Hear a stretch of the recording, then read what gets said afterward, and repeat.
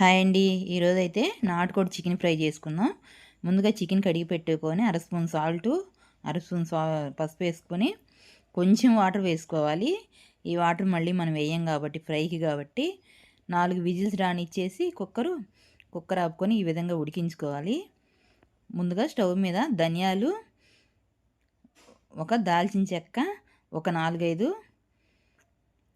చెక్క లవంగాలు వేసుకున్నాను. పక్కన పెట్టేసుకొని ఒక 5, 6 స్పూన్లు ఆయిల్ వేసుకోవాలి. కట్ చేసిన ఉల్లిపాయలు, పచ్చిమిర్చి వేసుకొని బాగా వేయించుకోవాలి.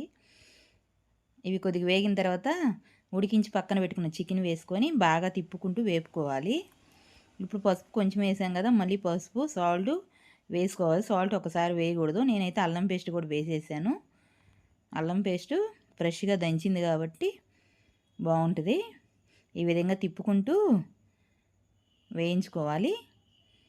ఇవి బాగా వేగిన తర్వాత 2 స్పూన్లు ధనియాల పొడి, 1 స్పూన్ జీలకర్ర పొడి, గరం మసాలా వేయలేదండి. నేను చెక్క లవంగాలు వేసాను కదా, మసాలా తక్కువ వాడుకునే వాళ్ళకి అవసరం లేదు.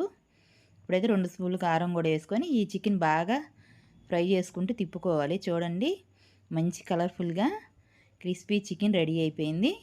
కొత్తిమీర వేసేసా. కొంచెం సాల్ట్ సరిపోతే వేసాం. మా వీడియో కనుక నచ్చితే లైక్ చేయండి, షేర్ చేయండి, సబ్స్క్రైబ్. Thank you.